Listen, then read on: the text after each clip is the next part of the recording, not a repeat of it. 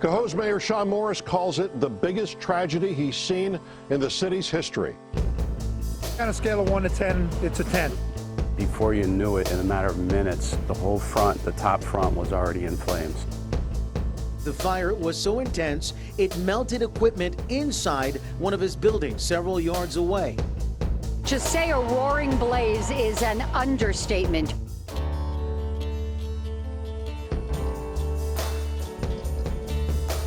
Five years ago today, November 30th, 2017, a massive fire raged in Cohoes.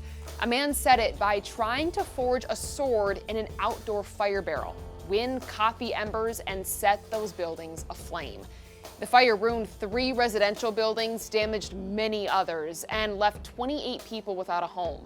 Here's a look at our breaking news team coverage from that day, starting with Benita Zahn. Well, the very latest is they've pretty well got this knocked down, and I think that the rain that's expected later tonight might really help them out. As you can see over my shoulder, now what we're dealing with is just a lot of smoke, and they're still pouring a ton of water on this at 224 and 226 Remsen Street. But let's take a look at the pictures from earlier today. Shortly after 2, when fire broke out here, it was, to say a roaring blaze is an understatement. In the end, 3 buildings were consumed by flames, and because of the windy conditions, embers blew across a number of the buildings. Upwards of 20 buildings then sustained damage because of that. Luckily, there were no personal injuries, save for one firefighter who was suffering smoke inhalation, and the fire chief, Joe Fott, had a burn to his face. But other than that, it's property damage was the big problem here. With me now is the Albany County Fire Coordinator, Jerry Paris. Jerry, you and I got talking about this. In terms of fires, and if you had to rate them, this one's way up there. Yeah, I'd say on a scale of 1 to 10, it's a 10. Was it because of the wind that it made it so difficult, or was it the intensity of the flames and the age of these buildings? Well, it's a little of both. I mean, Cohoes is an older city, a lot of balloon frame, no fire stops. The wind was definitely the major contributing factor to the fire spreading. For this, the winds were blowing between 20 and 30 miles an hour, which basically becomes a wind-driven fire. You were here, you're familiar with the fire back in 1988. Does this one, is this in terms of the devastation to the city and the buildings is bad? I'd say close to it. I mean, there's, as you said before, there's about 20 structures that are involved. We lost the 3 that are in back of us, but a lot of it was drifting embers, setting fires in different parts of the city. Clearly this could have been a lot worse, and you guys worked so quickly, you had so much help, the mutual aid, you all, in a sense it's luck, but it's also planning and great work. No, absolutely. I mean, the initial mutual aid coming in from the city of Cohoes, city of Watervliet, city or the village of Green Island, plus the Cohoes Fire Department, they did an awesome job. Where it becomes a little bit difficult for the chiefs coming in when it goes from alarm to alarm to alarm, trying to get the apparatus set up, it's moving so quickly, it's moving quicker than you can actually get apparatus set up for. But it came to a point where everyone goes home, and that's the safe part. They saved the block. The fire department did an awesome job. Chief Fott did an awesome job as an incident commander. And the bottom line is we all go home. And you're getting to that point now. You still have some work here tonight to get this completely out. There's going to be a lot of work left tonight. The departments will probably be here sometime even into tomorrow, still putting out hot spots. Well, great job for all of you working so well together. And again, no loss of life, no human injury. Jerry Parisi, Albany County Fire Coordinator, thanks so very much. And we've got a number of crews out here. We're going to go on over now to Dan Levy is standing by with me. He's also got Dan, come on over. I know you're here, and we've got with us also Assemblyman John McDonald, who a lifetime resident here. So I'm going to let. Before we get to John, let's just pass along some breaking news. We understand that just moments ago there was declared another fully involved fire at 175 Remsen Street. We have Assemblyman John McDonald and Mayor Sean Morris. Is there anything you can add about that? They just told me that there's heavy fire in the back of 175. I'm going to head down there right now, but you know, obviously it's a residual from this starting up here. Okay, thank you, Mayor. And Assemblyman, you've assessed your pharmacy. Yeah. What can you tell us? Well, from our business, we'll be fine. We'll be open in the morning. We lost the building across the street, which we owned for years, which, it's unfortunate, but at the end of the day, all lives have been spared. I think that's the most important thing. You're right, that is the most important thing. What can you tell us about the future of Cohoes in the coming days and weeks? We're a resilient bunch here in Cohoes. We'll be fine. We'll work at it. We've been down this road many times before. I feel bad for folks like Joe Hossack at Smith's, who's done a remarkable job there. The Rizzo boys, Rizzo's Floors, they had a fire, I remember it very well, had to be 10, 12 years ago. And we all build back, and we keep plugging along, and that's what we'll do. We're a resilient bunch. We know you are. Thank you, John. Okay. All right, and thank you. And I was just talking again with Fire Coordinator Jerry Parisi at 173, where the fire has now rekindled. That's Smith's Tavern in the back of the building is involved right now, and they're concerned about that. So we're going to keep an eye on that. Also, the Red Cross has set up a facility, a shelter at the Cohoes Community Center. At least 10 people who were affected by the fire will be getting aid there if they need it, but there may be many more people. We're going to now check in with Nia Ham, who is out at that location. Well, Vanita, that's right. I'm actually here on White and Remsen, and behind me, as you said, Smith's Restaurant has caught fire again. Now, just to give you some background, this building caught fire earlier this afternoon when the main fires broke out. Some embers from the main fire blew about 500 feet down the street here to the building where Smith's Restaurant is. I'm told the restaurant itself didn't get much damage, but that the second and the third apartment building floors here were damaged. Now, just moments ago, firefighters rushed back inside of the building because they tell me another hot spot broke out, and we're actually seeing more flames and smoke coming out of the top, the roof of the building there. We've got a ladder with firefighters trying to put it out now. Multiple fire crews are on the scene. It's really not clear what sparked this new fire because it looked like fire officials had it under control. We've been here most of the afternoon and the evening. Now, what's also interesting is I actually spoke to a gentleman this afternoon who lives in this building. He says he got a call from his boss earlier today telling him the building was on fire. When he got back here, he learned actually that his apartment was okay. That's not clear right now because this building is back on fire. He described what happened to him earlier today. Take a listen to what he tells me.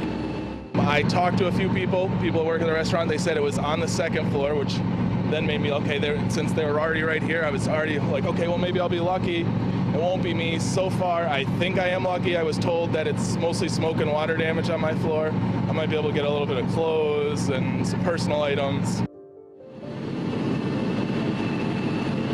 Now, fire crews are working actively and swiftly to try to put this fire out. We can't be here much longer because, as you can see, the water is coming down, the smoke is coming out. It's not clear how bad the fire is. We're being told we have to move, but we will continue to bring you the latest on this developing situation. For now, reporting live here on Remsen Street in Cohoes, Nia Ham, News Channel 13.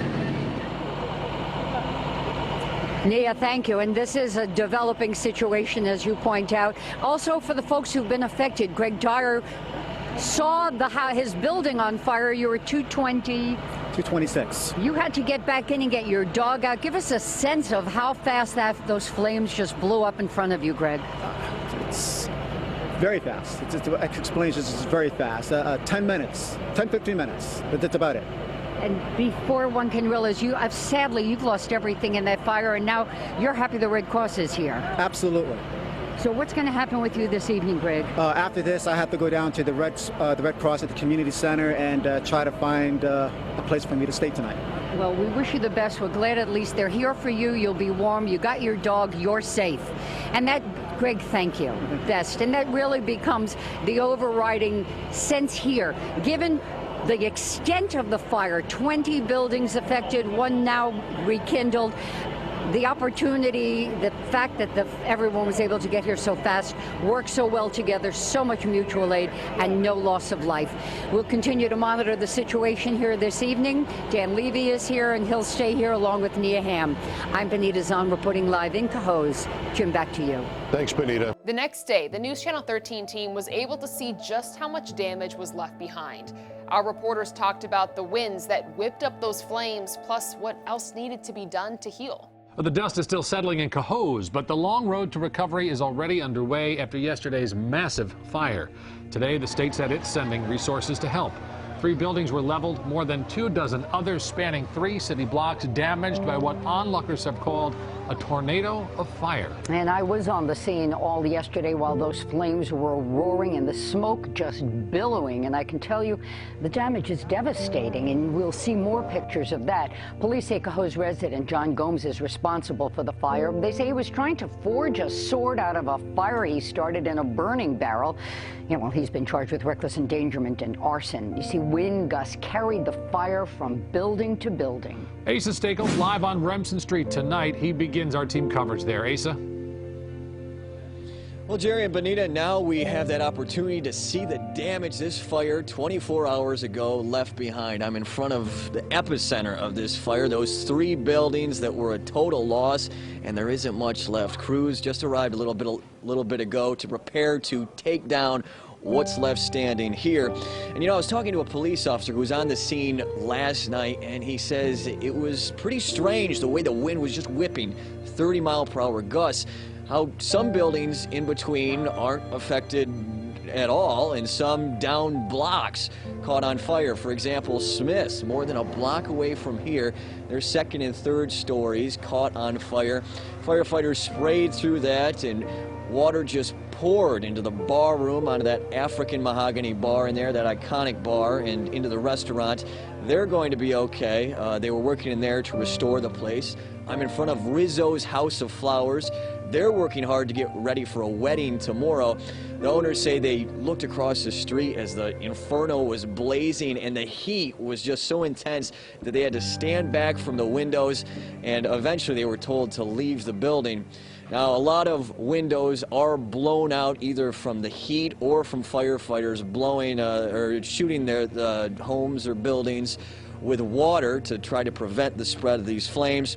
There were over 100 firefighters here to try to fight this fire. For Cohoes, they had 4 ladder trucks here immediately. 2 were out of commission, but the fire chief says he doesn't think that had any effect on their ability to fight the fire. As you said, the state is bringing in people to help people fill out forms to try to recover money through their insurance.